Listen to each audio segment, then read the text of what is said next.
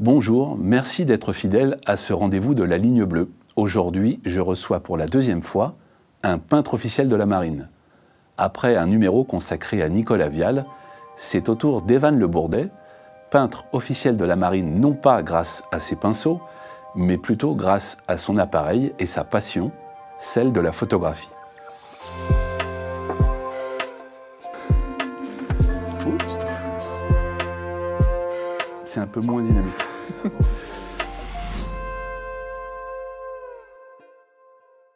Evan Le Bourdet, bonjour. Bonjour Bruno. Je suis super heureux de vous recevoir. Je crois que je vous l'ai déjà dit, je suis très fan de votre travail. Bon, voilà, ça c'est dit. Alors maintenant, pour commencer cette émission, je voudrais que vous me racontiez comment un gestionnaire de patrimoine breton en est arrivé à être aujourd'hui une des références de la photographie maritime et a fortiori de l'institution Marine nationale. L'histoire est longue, j'imagine. Merci. Mais... Effectivement, je vais essayer de la résumer en quelques mots. D'abord, une grande passion autour de la mer, en général. Passion qui s'est exacerbée aux alentours de 2008-2009, à l'occasion de la crise des subprimes, et qui m'a donné l'occasion d'aller faire un peu plus de planche à voile que d'habitude, et de goûter de plus en plus à cette richesse du temps libre, pour profiter justement de cet élément marin, que j'ai toujours pratiqué par la plongée sous-marine, etc. Même enfant, j'allais découvrir l'estran à marée basse avec un petit masque, essayer de voir ce qui se passait sous la flaque, etc. Donc ça, je pense que ça remonte à assez loin. Et il y a vraiment un amour inconditionnel de la mer qui se traduit justement par la pratique de la navigation, par tout cet univers que je ramène justement en photo. La photographie, ça a été la meilleure manière de ramener ces émotions que je pouvais moi ressentir et les partager au plus grand nombre. Et donc, cette richesse du temps libre, en fait, elle a laissé des traces.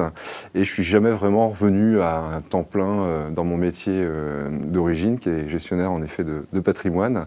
Et j'ai toujours laissé cette place à la mer, qui s'est traduit par de plus en plus de montée en puissance sur la photographie, sur la rencontre avec des bateaux, notamment des bateaux noirs au départ, retour de pêche de Ouessant, etc. Donc, ça monte en puissance, on ne le décide pas comme ça du jour au lendemain, ça s'installe, et puis finalement, un petit succès, deux petits succès, le retour dans les yeux des autres, et puis on avance, une pièce après l'autre, etc. Et voilà, on arrive à ce que vous venez de dénoncer, qui me fait très plaisir. Et ce qui est vrai. Merci. Alors, pour entrer dans le vif du sujet, j'aimerais qu'on parle d'une actualité très récente, qui est une photo que je trouve totalement incroyable, qui a enflammé les réseaux, vous allez nous en parler un peu après. Il s'agit d'une, on peut la voir à l'écran, c'est la photo d'un sous-marin qui est prêt à embrasser les abîmes. Et je voudrais que vous me racontiez un peu l'histoire de cette photo. Alors cette photo, elle a été faite dans un cadre précis. Alors il y a quelques années, j'ai sorti un livre sur les sous-marins qui s'appelle Sub, qui a été réédité 2 fois. Finalement, il y a presque 3 ans, j'ai dit j'arrête, je ne veux plus, c'est pas fait pour l'argent, ce livre a son histoire et ça arrête là. Donc depuis 2-3 ans, on me le demande encore beaucoup, on en parle et donc il y a 2 ans, j'ai décidé de continuer une grande série sur les sous-marins et avec l'amiral de la Force océanique stratégique, on est reparti sur une séquence avec vraiment un cahier des charges, aller chercher des images, etc. Donc l'idée, c'était pas de refaire ce que j'avais déjà fait pour préparer ce nouveau livre qui va être une refonte finalement de Sub. Donc ce sera à nouveau Sub. Un acte 2. Voilà. Ce ne sera pas un acte 2, ce sera une vraie refonte. D'accord. Une vraie refonte avec une maturité justement parce que ce premier livre, moi je peux plus le voir. Il correspond à ma maturité artistique de 2017 qui aujourd'hui a encore évolué. Et donc j'ai envie de manier, montrer, donner à voir les choses dans un autre sens. Je crois que ma technique a progressé également. Et puis là, j'ai eu un petit peu de chance parce que dans le cahier des charges, il y avait une photo que j'admettais ne pas pouvoir faire. C'était justement une photo avec des conditions météorologiques qui me permettaient d'aller encore en petit bateau sur l'eau, en sécurité, mais quand même aller atteindre des conditions de navigation assez fortes, en termes de houle, de vent, de période de houle et de conditions de lumière. Et on s'était mis d'accord pour me proposer régulièrement finalement des créneaux de départ, de retour de patrouille. Il s'agit d'un SNLE, donc c'est un gros bateau, qui fait 14 000 tonnes, qui va assurer la dissuasion française pendant 70 jours. La dissuasion nucléaire. Voilà, exactement. Et donc cette dissuasion, elle part pendant 70 jours, et donc les marins qui sont là vont partir pendant 70 jours, quelques heures après. Et donc 3 jours avant ce départ, c'est un caractère confidentiel. On ne peut pas dire tel bateau part à telle heure et reviendra avec le bus de telle heure, ça c'est pas possible. Donc on est prévenu quand même relativement tard et on reste très évasif, mais on me demande si ce départ peut m'intéresser. Je regarde la météo. Sur le papier, ça donnait une vingtaine de nœuds de vent, donc c'est encore maniable, mais ça forme déjà la mer. Il y avait surtout, ce qui m'intéressait, c'était 15 secondes de période de houle. Alors les secondes, c'est quoi? C'est entre deux crêtes. Ça permet de jauger de ce que va être l'état de la mer ou le mouvement de la houle entre deux crêtes, et de l'ordre de 2,70 m de prévu. Voilà. Donc ça, c'était sur le papier. Et surtout, ce vent qui venait du ouest-sud-ouest poussait à la fois des grains et du soleil, donc tout sur le papier paraissait être réuni. Et donc, évidemment, j'ai dit oui au commandant qui était chargé de s'occuper de moi sur cette partie-là, de départ. Et voilà. Et donc le vent après, finalement, en termes de prévision, a forci. Donc on est allé jusqu'à 35 nœuds de vent moyen. Et donc forcément, quand vous avez 35 nœuds de vent, la mer de 2,70 m, elle devient plutôt 3,50 m. Alors c'est pas très dangereux parce que c'est grand mouvement de 15 secondes. Hein, c'est pas du clapot haché comme il y a en Méditerranée, qui est nettement plus dangereux à mon goût. Et ça reste encore maniable. Donc l'outil sur mesure que j'avais pu fabriquer, qui est le bateau, je l'avais aussi pensé pour ce genre de conditions. Donc là, l'idée, c'est qu'on galope, on court après le sous-marin, qui a déjà une dizaine de nœuds. Donc pour reprendre, c'est une photographie qui est faite au 800 mm, donc c'est un petit télescope qu'on tient à main levée, donc une difficulté de pouvoir pointer justement le sujet déjà qui soit net, qui soit dans le cadre, et qui permette quand même de se mettre sur la route de l'engin, puisqu'il est hors de question de lui couper la route à un moment, il faut dégager. Donc on fait ça. Alors à bord, en effet, c'est assez compliqué, parce qu'il faut être entre 18 et 20 nœuds pour reprendre de la distance sur le bateau, qui ne fait qu'avancer. Et je regardais, en fait, il y avait un grain qui arrivait, qui était en cours, et il y avait de la lumière derrière ce grain. Donc le vent, à un moment donné, a molli, donc c'était un peu plus praticable, on a pris de l'avance, et le vent a reforci. Et donc j'attendais de voir ce grain. Et ensuite, ce grain est passé, la lumière est arrivée, je me positionne pour faire la photo, et là, je suis tellement stressé de ce qui est en train de se passer, ce que je vois dans le viseur est incroyable. Et je rate la première série. Ah oui. Là, il faut recommencer. Il faut se repositionner et on prie pour que la lumière reste. Voilà. Et rater, c'est quoi? C'est flou? Ah bah, je vois bien que je ne suis pas dans le cadre, que quand je suis net, le bateau n'est pas dans la bonne posture. Voilà, donc effectivement, ça peut être flou, parce qu'on fait beaucoup de ratés. Ça peut être le bateau qui n'a pas ce qu'on a vu avant à l'œil nu. Hein, c'est très frustrant. On voit la lumière. Et la lumière, etc. Alors la lumière était là, mais moi j'ai raté ma série. Donc je reprends l'avance sur le bateau, il se repasse encore 20 minutes, c'est la guerre à bord, hein, c'est le cas de le dire. Et là, en effet, là la deuxième série était la bonne, et là on sait que c'est bon. Donc après on se dit, bon, on va quand même essayer de doubler. Là ça ne fonctionne pas, donc il y a juste cette série-là. Et après on attaque une séquence de prise de vue vidéo, ce qui permet vraiment d'aller capter et de raconter comment s'est faite cette image en vidéo, et essayer de donner à voir finalement les conditions qui sont très dures à rendre, hein, que ce soit en photo ou en vidéo. La tempête est très difficile à rendre, en fait, telle qu'elle est. Alors, j'ai énormément de questions à vous poser. Je vais rebondir sur ce que vous dites. Je vous propose qu'on regarde une petite vidéo. Avec plaisir. Vous avez eu la gentillesse de nous prêter, pour qu'on se rende compte effectivement de ces conditions.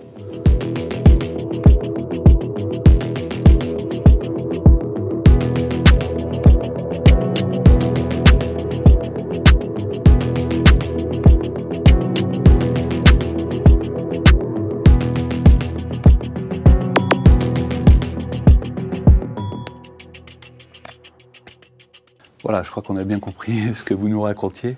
Alors, au moment où vous faites cette photographie et vous savez que vous l'avez, qu'est-ce que vous ressentez?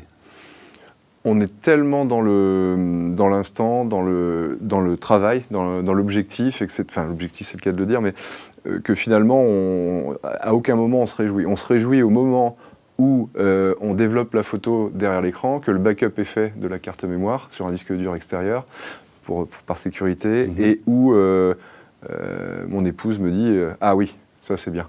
Et quand elle dit ah oui, c'est bien, je sais que c'est très bien. C'est le juge de paix. Exactement. C'est elle à chaque fois. C'est un travail en famille, etc. Et donc on est vraiment voilà. Donc quand j'ai un doute ou même quand j'ai pas de doute, je lui demande. Et quand c'est rare, mais quand elle dit c'est bon, c'est bon.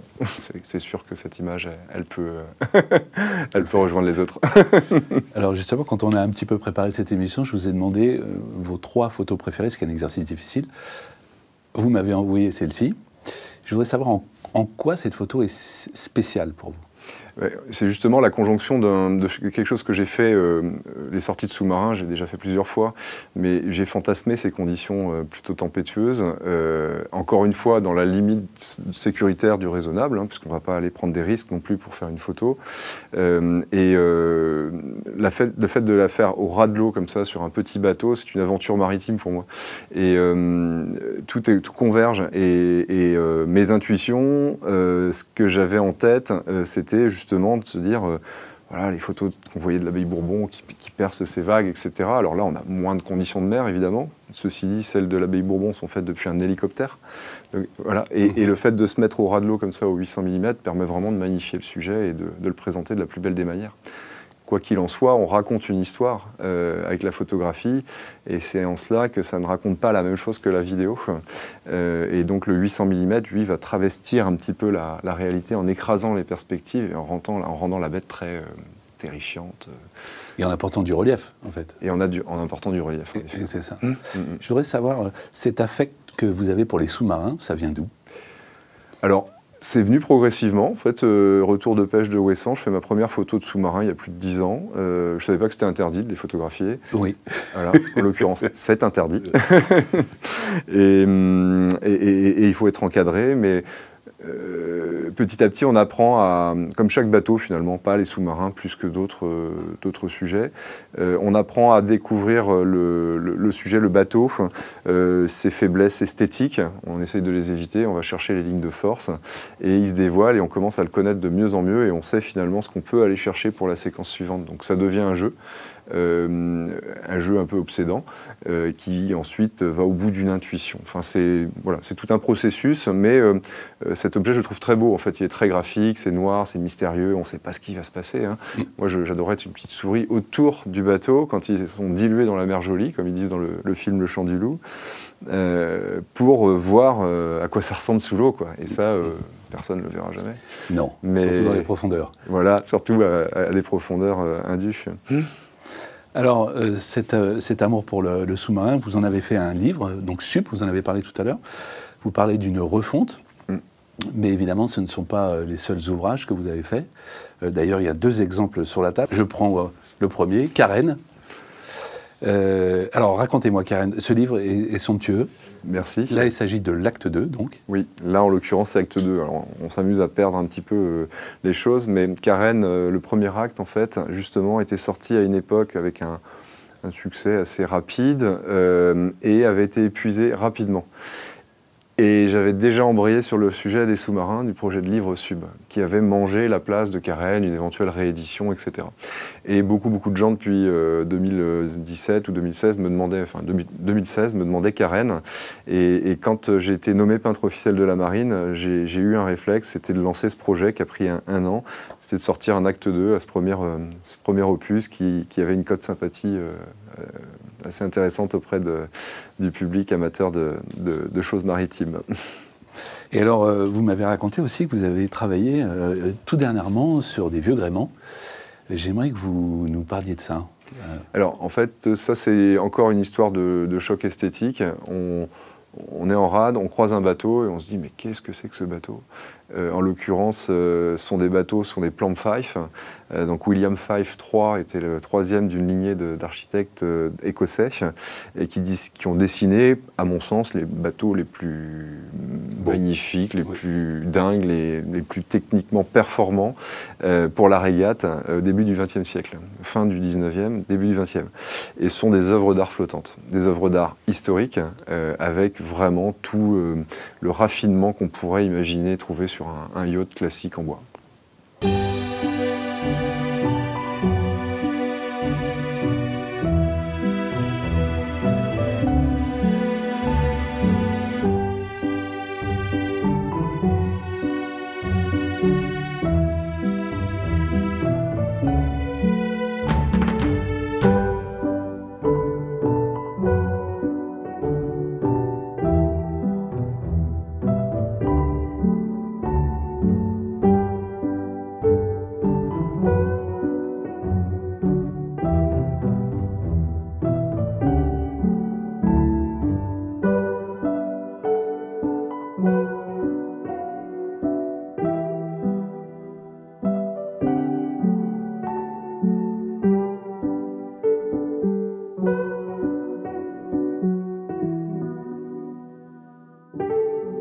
Je voudrais qu'on revienne sur les 2 autres photos que vous m'avez envoyées quand je vous ai demandé vos 3. On peut regarder déjà extraite de Carène. Oui. Cette photo est extrêmement graphique. Évidemment, vous parliez tout à l'heure de l'histoire qu'on raconte. Qu'est-ce que vous pouvez me dire sur cette photo? Pourquoi elle est si spéciale aussi pour vous? Alors, elle est spéciale parce que ça a été une première émotion esthétique que j'ai découvert, c'est-à-dire que la photo, on essaye, on a une intuition, et puis bon, ça ne marche pas tout le temps, mais quand ça fonctionne, c'est un peu la scène qui se révèle. Et cette scène, en l'occurrence, c'est une scène de bateau, un méthanier algérien qui s'appelle le Bachir, et il venait juste d'arriver en forme de radoub, et il y avait encore un petit peu d'eau au fond de la forme de radoub qui permettait de refléter la lumière des spots autour. Donc j'ai eu l'intuition de mettre des flashs qu'on met en studio en temps normal, et de venir travailler justement cette lumière que l'on peut retrouver par exemple ici sur la coque du Queen Mary 2. Et donc cette photo elle est spéciale parce que ça m'a permis de comprendre qu'on pouvait aller faire toucher du doigt sur une nature morte de l'émotion juste avec de la matière, et de fantasmer ce bateau, de savoir d'où il arrivait, etc. Il a cette espèce de rouille qui coule le long de la coque, on a l'impression qu'il pleure de la rouille. Donc c'est du vécu. Etc. Voilà, exactement. Et donc il y a une émotion esthétique à un moment et on a envie de la partager. Et donc ça a été le début, et pour moi c'est une photo importante. Ça a été une des premières photos que j'ai pu placer en galerie d'art, limitée à 12 exemplaires, qui a permis de lancer toute une série de photographies justement sur les natures mortes à fond de bassin, avec tout type de bateaux, dont les sous-marins nucléaires lanceurs d'engins également. D'accord. Voilà. Je voudrais qu'on passe à la suivante. Alors, je crois que vous l'avez baptisé Pastel, c'est ça? Alors Pastel et Mutin. Oui. Oui, complètement. Oui. Alors, voilà, c'est un tableau. Alors, en l'occurrence, c'est ça qui est génial, c'est qu'au fur et à mesure des années et d'énergie, des photos qu'on découvre derrière son travail, parce que en fait, on a des émotions et finalement on se rend compte qu'on partage pas mal de codes et de grammaire avec la peinture. Ne serait-ce que pour les lignes de force, de la composition, sur les tonalités, etc. Donc en effet, là, ça me fait penser à presque une aquarelle, à des pastels, etc. Et donc on avait très très peu de vent, voire pas de vent ce jour-là. L'école navale est juste sur la poupe du bateau et je suis sur la belle poule et je shoote le mutin. Et donc c'est une des premières photos qu'il m'est été donné de faire à caractère artistique, et aujourd'hui ça a été la première photo épuisée. Voilà, donc c'est-à-dire que tous les exemplaires, les 12 exemplaires sont complètement épuisés, on ne peut plus les avoir. Donc aujourd'hui on peut juste acheter une reproduction et autres, donc à des prix très abordables, mais l'original il n'y en a plus, donc c'est fini. Donc pour certains ça pourrait être assez triste parce qu'on ne peut plus le vendre, mais pour moi ça a été une grande satisfaction, donc c'est pour ça que j'ai choisi cette photo. C'est là où on dit qu'à ce moment-là, quand on fait ce genre d'ouvrage, ça ne vous appartient plus, en fait. Exactement, exactement. Alors, il y a beaucoup d'émotions dans vos photographies, et puis on l'entend. Vous cherchez toujours à raconter une histoire. Qu'est-ce que vous essayez de transmettre à ceux qui les regardent ? Les émotions que j'ai pu sentir moi-même. Alors, les années et les expériences aidant, on a une émotion et ensuite on rentre dans un cycle de travail professionnel. Mais comme tout travail, on rentre dans un cycle où l'émotion va être un tout petit peu mise de côté, puisqu'on l'a ressenti ou on l'a imaginé. Et on rentre dans une bulle pour absolument ramener l'image. Et plus on progresse dans cette technique, plus on va avoir de mal à se concentrer sur justement l'émotion. C'est ça qui est un peu antinomique. Au départ, c'est d'abord les émotions qui vous submergent et que vous voulez rapporter, et plus vous entrez dans votre délire photographique au fur et à mesure des années, moins vous avez d'émotions à faire ces photographies. Par contre, de temps en temps, il y a une lumière, un moment, un instant, et là, c'est parfait parce que c'est facile, il y a juste qu'à cliquer. La photo est dans la boîte et là, l'émotion, elle est pure parce qu'il n'y a pas la problématique de voir le sentiment qu'on peut revenir avec 0 photo, quoi. Ça, c'est, je veux dire, je serais revenu sans la photo du triomphant dans la plume, je m'en serais voulu longtemps. Après, voilà, ça fait partie du jeu et ça arrive. Ça arrive. Quelle serait la photo de vos rêves, la photo idéale ? Je crois que j'ai eu de la chance. C'est celle qu'on a dans la tête ou... Non, mais il y a d'autres photos que j'aurais pu. Voilà, il y en a. En fait, c'est un peu présomptueux de le dire, mais il y a effectivement là au mois de juin, en courant après les IO classiques, à un moment, il y a eu un coucher de soleil qui se présentait. Donc ça, on a le temps, on imagine bien qu'il va se coucher vers là, etc. Et à un moment donné, il y a une espèce d'ambiance un peu particulière, avec un petit résidu de houle, alors qu'il n'y avait pas de houle jusqu'à ce moment-là, et une lumière très marron qu'on ne trouve pas par ici, enfin quand je dis par ici, du côté de Brest, enfin dans les latitudes que j'ai l'habitude de côtoyer.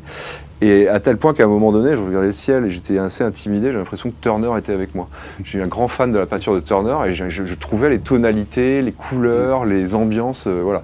Quand en plus le sujet que vous avez sous les yeux, c'est un des plus beaux yachts au monde qui s'appelle Mariquita, voilà, qui est très fier parce que juste le filet de vent qui lui permet d'être toute voile dehors avec le grand flèche qui est au-dessus de la tête de mât, qui penche juste, enfin qui gîte juste comme il faut. Vous faites la photo et là vous êtes super heureux parce que vous êtes ému de tout ce qui vous traverse. Ça fait 13 heures que vous êtes tout seul sur votre bateau en mer en train d'essayer de trouver les angles, etc. Donc c'est très long, il y a des moments de découragement et puis là c'est un moment de consécration et là on retrouve de l'émotion. Voilà, parce qu'on n'a pas été vraiment chercher cette photo-là, elle vient à vous. Donc c'est différent. Oui, c'est des cadeaux. Exactement, c'est du cadeau. Ouais. Mais il faut être là au bon moment et il faut déclencher au bon moment. C'est ça. Alors je crois que c'est en 2021, me semble-t-il, vous devenez peintre officiel de la marine. C'est bien ça, c'est en 2021. Qu'est-ce que vous pensez apporter à la marine avec votre travail photographique? Alors déjà, la marine m'apporte énormément de choses puisque c'est une grande partie de mes sujets, hein, les bateaux de surface, les avions, les sous-marins et autres. Donc déjà, tous ces sujets fantastiques sont le fruit du génie de l'homme. Et donc à ce titre déjà la marine m'apporte beaucoup et moi je pense, alors c'est peut-être pas à moi de le dire mais je pense que justement certaines photos peuvent revêtir le caractère d'artistique, etc. On les accroche en galerie d'art et l'art à mon avis est transversal, donc il peut faire s'unir des publics différents autour d'un même sujet, autour d'émotions, autour d'apprécier de belles scènes maritimes et autres et donc autour de l'art, tout est plus facile. Donc, en termes de rayonnement, voilà, la marine nationale rayonne. En termes de recrutement, aujourd'hui, il y a une tension sur l'emploi et le monde des sous-mariniers, par exemple, a toujours été en tension de ressources humaines. C'est un métier formidable, mais qui mérite à être connu, puisque c'est le monde du silence et du secret. Donc, c'est pas évident pour un sous-marinier de communiquer. Donc, effectivement, c'est une des passerelles disponibles à la main de la marine pour rayonner, recruter, etc. Donc, je pense que c'est vraiment un échange de belles choses. Et effectivement, moi, ça faisait 10 ans que je rêvais de devenir peintre officiel de la marine. Je regardais toutes ces images à l'époque, ces photos de photographes de mer, tous plus talentueux les uns que les autres. Et ça m'a toujours fait rêver. Et aujourd'hui, j'ai l'impression que j'y suis. Donc, c'est quelque chose d'assez fou. Et quand le rêve est arrivé, ça a été très déstabilisant. Parce que j'ai mis une bonne année et demie à redescendre. À redescendre. Parce que vous êtes beaucoup sollicité, vous avez plein de projets, c'est l'ébullition. Mais aussi il y a beaucoup de fatigue qui s'installe, etc. Et donc, à un moment donné, il s'agit de reprendre pied, de reprendre un peu la maîtrise, etc. Apprendre à dire non. Alors moi, j'ai horreur de dire non, mais il faut apprendre à dire non. Et ensuite, il faut recomprendre ce qu'on fait et puis reconfigurer ses rêves. Atteindre ses rêves, finalement, c'est déstabilisant. C'est vrai. On a parlé un peu de vos différents univers maritimes. Et puis, dans vos récents travaux, vous êtes allé à terre, plus précisément en forêt.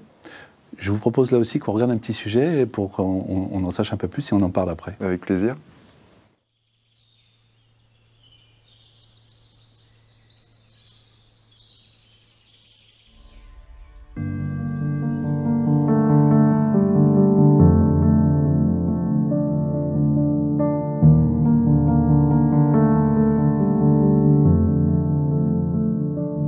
Bois et Marine, c'est des forêts vers la mer avec les plus beaux bateaux en bois du monde, en passant par le chantier du GIP qui construit ou qui rénove les plus beaux bateaux, ceux qui ont la plus belle et la plus riche histoire maritime. Découvrir l'origine de ces bateaux, c'est découvrir au mieux la forêt. Ce livre, le voici, Bois et Marine, des forêts à la mer. Comment vous est venue cette idée extrêmement originale? Alors, au départ, c'était vraiment photographier la forêt. J'ai un ami qui s'appelle Erwan Leméné, qui a lancé une entreprise assez dingue, qui qui l'a vite amené à passer du statut de start-up à très belle entreprise, qui œuvre justement à la diversité, la biodiversité autour des arbres. Ils plantent des arbres, voilà, et ils vendent des arbres avec des coupons financiers à des gens. Ça vous rapporte 2% par an, vous pouvez offrir un arbre à Noël, etc. Et de l'autre côté, en fait, ils vendent aussi des arbres à des entreprises pour justement améliorer leur démarche et leur empreinte carbone autour de leur activité. Et au départ, Erwan, moi je suis rennais d'origine, j'ai épousé une Brestoise, ça faisait plus de 20 ans que je n'avais pas mis les pieds dans une forêt, happé par la mer. Et le jour où c'est arrivé, il y a eu un véritable coup de foudre, un peu comme Thierry Julliot, ce qu'on voit au tout départ, là, ce monsieur qui embrasse un arbre séculaire de la forêt de Bercé, planté par Colbert. Enfin voilà, le gars, ça fait 35 ans qu'il cherche des arbres, pour Notre-Dame d'ailleurs, pour l'Hermione, etc. Ouais. Donc il y avait un lien évident du départ, du parcours finalement d'un arbre vers les plus beaux bateaux en bois, comme Mariquita, mais comme la recouvrance, et donc toute la noblesse de ces métiers, et derrière aussi rattraper un peu mon appartenance familiale, côté de maman. En fait, mon grand-père avait appris son métier de charpentier de marine à bord de la seconde Jeanne d'Arc. Et voilà, petit à petit, il s'est installé. Voilà, il a été déporté en Prusse orientale au camp de Stalakia 1, pendant 1 an et demi. Et quand il est revenu de la guerre libéré, il s'est installé en ébénisterie du côté de Rennes. Et tout ce côté de la famille, finalement, je suis en train de me le rapproprier, de me poser plein de questions, de comment il pouvait voir les choses, etc. Enfin, et donc c'est très riche comme histoire. Et donc on va explorer par le biais de rencontres vraiment tout cet univers des forêts vers la mer. Donc ces arbres ont été photographiés récemment, puisque c'est un projet qui m'a pris 4 ans, et on montre aussi cette recouvrance avec les tas de pois derrière, sous un grain blanc, etc., sa figure de proue, sa poupe qui est travaillée avec des artisans du bois et autres. Donc je trouve qu'il y a beaucoup de sens justement à remettre un peu les choses dans leur contexte, toujours les notions de temps long, hein, ça a été long, ça a été 3 ans et 8 mois exactement ce livre, oui. Ça a été long, il y a eu beaucoup de doutes, à un moment donné je ne savais plus trop comment on allait vraiment bien le raconter, et puis parce qu'il y avait des problématiques de chromie aussi, on se retrouve en mer, et puis d'un coup on a une photo qui pète au flash toute bleue sur l'Hermione. Alors qu'est-ce qu'on fait? Vous expliquez ce que c'est que la chromie. Voilà, alors les chromies, les couleurs, voilà, il y avait trop de différence entre les couleurs, d'un coup vous êtes sur du vert, de l'autre côté vous êtes sur du bleu qui flash d'un coup, donc à un moment, ça gêne en fait la compréhension et la narration, se faire emmener dans une histoire. Pour moi, un livre, c'est raconter une histoire, et donc cette histoire, elle doit être fluide, sinon on bute, et puis voilà, c'est désagréable. Donc il y a eu beaucoup de contraintes, et puis au final, je crois qu'on a réussi avec Mathieu de Guilbon, avec l'éditeur Odyssée, qui est une magnifique maison qui fabrique tous ses livres en France, dans le Tarn. Voilà, donc tout est français, et l'histoire, je trouve, est belle, et moi, en tout cas, m'a emporté le premier. Voilà. Est-ce que ce projet-là vous a donné envie de continuer à explorer la Terre pour la relier à la mer Jolie, comme pour reprendre l'expression? Relier les deux, c'est pas évident, parce que justement, c'est tout ce travail de sélection, de coupe, de préparation. On apprend que finalement, oui, c'est évident, c'est Grand Chêne, c'est pour la marine, mais non, c'est 90% pour les tonneaux du vin qu'on adore boire aussi. Donc il y a toute cette histoire justement d'artisanat, etc. Et il y a une grosse tension justement sur ces forêts. Et ce que je trouve absolument génial dans le livre, c'est d'avoir découvert que les arbres plantés par Colbert ont servi récemment à fournir la charpente de Notre-Dame. Donc il y a beaucoup de... Il y a du sens. Voilà, il y a beaucoup de sens à tout ça. L'Hermione, reconstruire l'Hermione, peut-être qu'il y aura un bateau qui s'appelle la Boussole, voilà, donc c'est vrai. Il y a tellement de projets, et ça nous fait tous rêver, évidemment. Donc voilà, donc il faut raconter l'histoire. En tout cas, moi, c'est comme ça que je l'ai découverte, et c'est comme ça qu'on l'a retranscrit. Et quoi de mieux qu'un livre ou une exposition pour raconter une histoire? En tout cas, j'ai pas trouvé mieux. Eh ben, ça tombe bien, parce qu'on a parlé de vos livres, c'est ce qui est très important, mais ce qui est très important aussi pour vous, ce sont les expositions. Tout récemment, vous en avez fait une du côté de Cherbourg. Est-ce que vous pouvez nous en dire un mot? Alors, Cherbourg, ça a été la 9e étape d'une exposition qui s'appelle Titan des mers, qui est produite par Naval Group, qui est mon mécène, qui m'aide depuis bientôt 5 ans. C'est vrai que tout ça nécessite un peu de moyens, et grâce notamment à Naval Group, ça m'a permis d'aller chercher de plus en plus de belles photographies en mer, donc de vivre un peu mes rêves, mes fantasmes.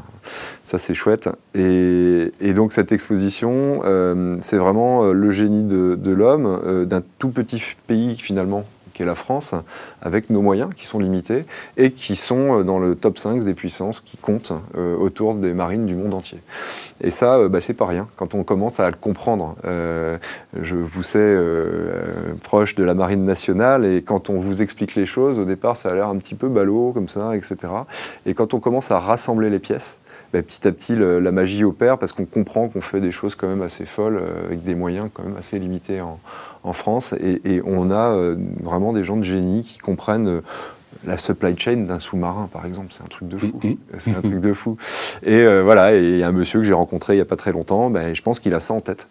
C'est le monsieur sous-marin de chez Naval Group et m'a fait visiter des choses où on a vu des hangars qui commencent à s'organiser pour la construction du nouveau sous-marin nucléaire lanceur d'engins. Et donc tout ça, en fait, permet de rencontrer ces objets, du génie de l'humain, de faire ces photos et de les donner à voir au plus grand nombre, de les partager sous forme d'exposition. Donc cette exposition, effectivement, à Cherbourg, elle était à la Cité de la Mer et ça a beaucoup de sens parce qu'on est au cœur de collections qui rassemblent des petits sous-marins de poche comme le Nautil, qui a plongé sur le Titanic, qui n'a pas rêvé sur les images de James Cameron. Voilà, et il y a même une très belle exposition du Titanic qui est juste à côté de l'exposition, donc dans un écrin qui est absolument formidable, donc au Titan des mers. Et donc les bateaux sont mis en œuvre par la Marine nationale et la boucle est bouclée, quoi. Enfin, on a encore une fois là, beaucoup de sens dans la notion de commencer à fabriquer quelque chose qui est le génie de l'homme et l'utiliser, à quoi ça sert, etc. Enfin voilà, il y a beaucoup de sujets, beaucoup de sens. Evan, cette émission arrive à son terme, donc merci beaucoup d'avoir accepté cette invitation et d'avoir échangé merci Bruno. Tout ce que vous avez pu vivre. Est-ce que je vous laisse le mot de la fin ? Écoutez, c'est toujours un plaisir de conclure. Je dirais juste rendez-vous l'année prochaine autour de ce livre Sub et de l'aventure des sous-marins, parce que j'ai juste montré une photo dimanche soir dernier. Mais il y en a beaucoup. Voilà, donc on va essayer d'organiser tout ça avec l'éditeur et puis rendez-vous en 2024 pour la sortie de ce livre à la fin du printemps. Merci et j'ai l'habitude de dire bon vent. Merci, bon vent Bruno. À bientôt. À bientôt.